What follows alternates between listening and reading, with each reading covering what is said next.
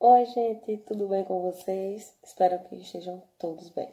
Então, a aula dessa semana vai ser um pouco diferente. A gente está chegando próximo aí do dia 7 de setembro, né? Acontecerá na próxima segunda-feira. E aí, o que é que acontece? A gente já trabalhou várias vezes em sala de aula. Infelizmente, esse ano a gente não vai poder estar presente nessa data tão especial para a gente comemorar junto. Mas uma coisa se faz necessária. A gente não pode passar por despercebido e dizer que não sabe da história do Brasil, não é? Então vejam só. A gente já viu em vários momentos da geografia que o Brasil ele foi colonizado por portugueses. Primeiro, chega aí através das grandes navegações os primeiros portugueses, que dão de cara com os índios, os povos originários das Américas, né? Acontece disputas, vem um movimento de extração de minerais, de vegetais e vários outros produtos que as nossas terras têm a oferecer. E aí, depois de tudo isso, ainda não sendo suficiente para deixar o Brasil lá quietinho com seus povos originários, o que é que acontece? Vem aí o processo de colonização. Quando o processo de colonização ele toma início, a história do Brasil ele começa a ganhar outro contexto. Começa aí as dependências de governo, né? O Brasil por si só ele não vai à frente, né? Nesse momento, ele precisa do quê? Do governo de Portugal para assumir a frente, puxar rédeas e levar um desenvolvimento maior, né? Tanto é que vários historiadores dizem que o processo de colonização no Brasil não foi uma coisa do acaso, mas sim foi um movimento planejado, que tinha, sim, um projeto idealizado no qual o Brasil seria colonizado e que, em detrimento disso, que era que Portugal lucrava, já que Portugal até então era os donos do Brasil. Ganhavam fins econômicos. Vários e vários projetos foram abraçados em cima desse processo de colonização. Tanto é que os primeiros governantes, se a gente pudesse chamar assim de governante, que veio a ocupar as terras brasileiras para ajudar a administrar ali toda essa história de colonização, são quem? Portugueses e que de confiança da coroa de Portugal. Até aí, beleza, isso a gente já viu várias vezes. Chegam aí os colonos, começa o processo administrativo, a iniciar-se pela distribuição de terras. Então, vamos distribuir essas terras, mas quem vai conseguir ocupar essas terras? Vamos colocar protegidos, porque afinal de contas eu não posso dar minhas terras a qualquer pessoa. Preciso dar elas a pessoas de confiança. Só que, para Portugal, não necessariamente precisava ser alguém de confiança da coroa. Precisava ser alguém que, claro, confiança é tudo em todos os tempos. Então, precisaria ser alguém da minha confiança, mas que ao mesmo tempo tivesse dinheiro, pode-se dizer assim, para investir nessas terras. E é o que é que acontece? Essa distribuição de terras, eles acabam fazendo aí o seu jogo de cintura e distribuindo essas terras apenas para aqueles que fossem de confiança e que tivessem recursos financeiros para investir nela. Até aí, outro padrão. Quando essas terras elas são divididas, vêm os investimentos que são feitos nelas. Que aí tem o sistema de monocultura, tem o sistema de agropecuária. Agropecuária não, de pecuária. Que a agropecuária é um título que vem mais para frente na nossa história. Então, a gente começa com o sistema de agricultura, né? Claro que é interessante lembrar que o processo colonial começa em 1500, né? Ainda no século XV, dentro aí de um patamar mais idealizado para essa distribuição de terra. Quando o sistema industrial começa a ferver na Europa, é que se começa a intensificar o processo de agricultura aqui no Brasil. Então, é quando começam os plantios de cana-de-açúcar, que, consequentemente, dá uma tonificação maior aí no processo escravista, tanto de povos africanos, como também de índios, povos originários. E aí, todo esse processo, né, industrial, beleza, estamos investindo.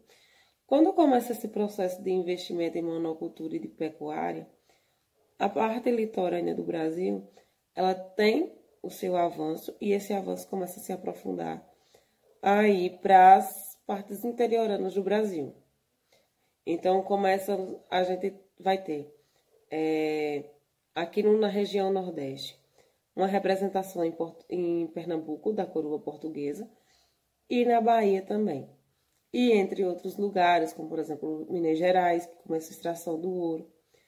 E tudo isso dá o início ao quê? As vilas. Quando essas vilas começam a ser construídas, o patamar econômico do Brasil ele já está fluindo comercialmente sobre outros continentes. Até aí tudo beleza, gente. É a história do Brasil que a gente já conhece.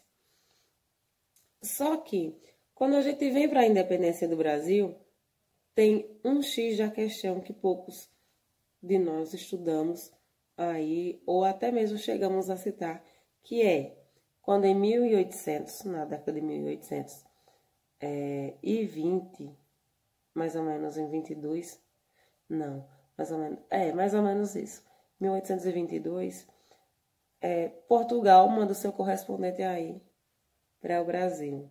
E aí, o que é que acontece?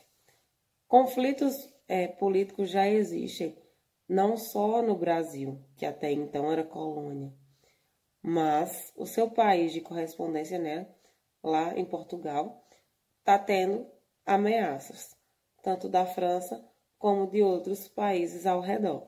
E aí, o que é que o rei faz? Foge para o Brasil, juntamente com sua realeza. E aí, quando ele vem fugindo para cá, claro que o sistema organizacional ele muda. E aí, em detrimento, né, ele sai praticamente fugitivo, é como se fosse ele fugiu de uma guerra. E isso coloca o Brasil em outro patamar, né? E aí, todo o enredo que se coloca o Brasil, né, entre mudanças por abrigar o próprio reinado de Portugal, o Brasil ele deixa de ser colônia e ele começa a crescer num status civil. Esse status civil é por quê? Se é o reinado de Portugal vem morar no Brasil, o Brasil precisa ter uma qualificação, pelo menos em patamares de moradias, né? O sistema organizacional populacional começa a tomar outras configurações, os investimentos financeiros também começam a ter um avanço maior, e aí todo esse jogo de cintura para organizar o espaço para receber os grandes poderosos da elite nesse período é o que faz o Brasil começar numa estruturação maior.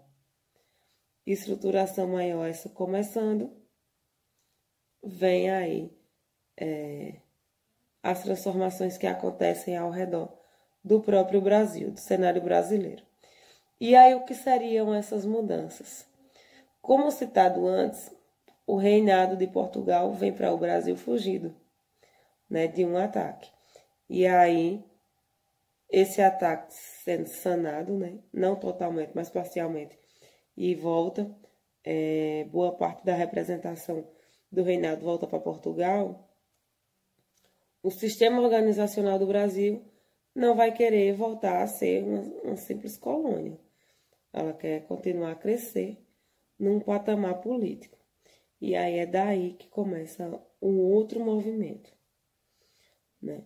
E aí jogos políticos são colocados em práticas, porque a coroa de Portugal, não satisfeita com o avanço que o Brasil está tendo e a negação de se voltar a ser o que era, vai começar a bloquear tudo aquilo que pudesse favorecer o Brasil de crescer. Porém, quem ficou como correspondente do nosso território, pode-se dizer assim, não arregou, né? Acabou que levando a sua luta para frente. E aí começam as cobranças do reinado de Portugal através de cartas, de ofícios, que não são simples cartas, são ofícios que impõem certas regras no nosso território, mas que o seu correspondente não aceita. Ameaças e ameaças, o que acontece? O representante até então do Brasil volta para Portugal, mas para não dizer que entregou o jogo e que o Brasil vai regressar em tudo aquilo que ele já conseguiu, ele vai e deixa seu filho, Pedro. E aí é onde a gente tira Dom Pedro I. Ele deixa seu filho Pedro, né? E aí, Pedro, num sistema organizacional, tentando aí trazer a independência brasileira, porque o que é que acontece, gente? Tudo o que acontecesse em solo do Brasil tinha que dar uma justificativa para Portugal, ou obedecer os domínios de Portugal. E aí, uma das primeiras façanhas de independência é justamente a abertura dos portos. Por quê? As mercadorias brasileiras só eram vendidas até então para Portugal. E isso a preço de banana, como a gente costuma dizer popularmente. E aí, com a abertura dos portos, o que isso significava? Que o Brasil poderia vender suas mercadorias para qualquer outro país, né, de qualquer outro continente, e com um valor de mercado bem mais elevado. Então, aí está um primeiro ato revolucionário, entre aspas, revolucionário, que foi a abertura desses portos. Segundo, né, depois disso, o reinado de Portugal começou a chinelar aí em cartas, vamos embora, o que é isso? Estão querendo ter um poder que nem devem, né? Porque até então, para o Brasil teria que ser correspondente de Portugal até os dias atuais, se dependesse do sistema político dito aí do reinado, trazido até então. Posterior a isso, né, iniciado aí as pressões em cima do Brasil, muitos outros conflitos começaram a surgir. Mas a independência brasileira, ela começa a ser passada quando o quê? Quando vem uma carta, né, um ofício aí para Pedro, intimando ele para voltar, abandonar as terras brasileiras e voltar para seu lugar de origem. E aí, né, Pedro vai e diz, não vou, eu fico. Tanto é que tem um dia proclamado o dia do fico, em memória a esse momento que Pedro diz que não vai voltar para Portugal, porque sabe que se voltar para Portugal, o Brasil vai regredir, e não era isso que eles queriam até então. E aí ele decide ficar aqui no Brasil, contrariando as regras portuguesas, para tornar aí o Brasil, levar as linhas de fato a uma independência. Continuando no contexto histórico, Dom Pedro, né, vem aí fazendo suas viagens interioranas rumo a São Paulo. E chegando em São Paulo, Leopoldina, sua esposa, fica tomando conta da casa. E chega, durante esse meio termo de viagem, chega um ofício dizendo aí, né, meias palavras, dizendo que ele estava vetado, estava proibido simplesmente de dar continuidade ao que ele vinha fazendo no Brasil. E aí ela, né, encaminha as cartas ao mensageiro juntamente com uma carta escrita por ela, né, dando apoio ao marido de dar continuidade ao movimento de independência do Brasil. Pega, junta o bolo de carta e manda um mensageiro ir procurar Pedro. Diz a rota, diz, olha, vá em busca dele. E aí o grito da independência, o tal grito da independência, que não se sabe se de fato existiu, acontece justamente às margens do rio Ipiranga. E é nesse contexto que muitos fatos históricos são contados sobre o dia da independência, que ao receber as cartas, ao ler todos aqueles decretos que vinham de Portugal e a carta de apoio de Leopoldina, Pedro finalmente diz a sua fala, ou é independência ou é morte. E aí um termo que é importante ser explicado. Mas por que independência ou morte? Historicamente, a independência seria o quê? A autonomia brasileira. O Brasil deixava de pertencer à coroa portuguesa e teria a sua independência de terra, né? Começaria aí uma nova gestão. É como se o Brasil tivesse seu correspondente político. E por que a questão da morte? Né? Independência a gente já entendeu que é a separação de um continente de uma coroa, de um território de uma coroa, né? A independência. Quando gritado morte, é porque, segundo alguns historiadores, se Pedro e sua família voltassem para Portugal, né, para a coroa, o que iria acontecer? Além do Brasil regredir historicamente, né, todos os avanços que o Brasil conseguiu ter até então, ele ia perder e voltar a seu papel de colônia, assim como também aqueles que foram responsáveis por levar o Brasil a certo patamar, também iam ser castigados. Por quê? Porque colocaram aí, como é que eu posso dizer? Eles foram de contra as ordens que eles estavam recebendo, ou seja, eles foram de contra a hierarquia suprema, que até então era o reinado de Portugal.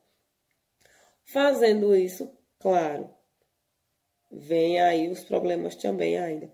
Não se encerram por aí. Dar-se continuidade a eles. Essa continuidade se estende aí mais algum longo de anos, né? Mas que por fim o Brasil ganha aí uma independência firmada em instância quando lançou um decreto. Então, tipo, muitos historiadores defendem que a independência brasileira não necessariamente foi no dia 7, mas que ela começa a ter início aí já desde que a família real vem para o Brasil. Isso já é um grito de independência para alguns historiadores. Para outros, vem com essa fala aí de Pedro, quando ele diz eu fico, e ele opta por ficar no nosso território para dar continuidade ao grito de liberdade.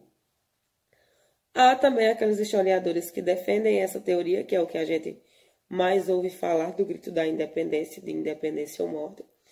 E há também outro grupo, não só de historiadores, mas também de muitos cientistas que defendem que o Brasil só se tornou realmente independente quando lançou a sua primeira lei perante a Constituição, que é a primeira lei da Constituição brasileira. E isso é o que firma o papel de independência, né? A primeira Constituição brasileira, a primeira lei, é o que dá o direito de posse de independência ao Brasil em relação a Portugal. Então, veja, em todo esse enredo de todas as histórias que aconteceram no Brasil, desde o período colonial até a sua independência, vários e vários enredos históricos e políticos e culturais foram traçados. Até aí de boas, que isso é uma coisa que a gente já está acostumado a discutir em sala de aula. Mas o que é primordial é a gente entender o porquê, a importância dessa intitulação, dessa independência que o Brasil ganha posse, tá certo? E aí, é baseado nesse dia, nessa data e nesse entendimento que a gente vai para as atividades, tá bom? Então, nono ano, como atividade para vocês, eu vou ser um pouco boazinha. Através da história, né, da independência brasileira, não só descrita aqui na videoaula, mas também em outros sites que vocês podem pesquisar, eu elevanquei algumas questões para vocês responderem aí numa atividade de Word. Esse Word ele vai ser mandado no grupo e aí vocês vão ver. São atividades apenas de marcar.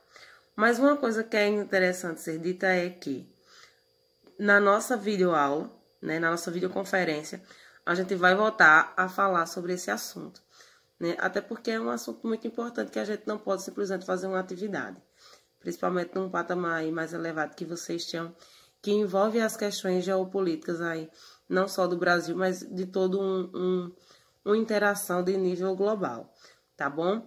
Qualquer dúvida, vocês podem me perguntar no privado. Um grande cheiro e até a próxima.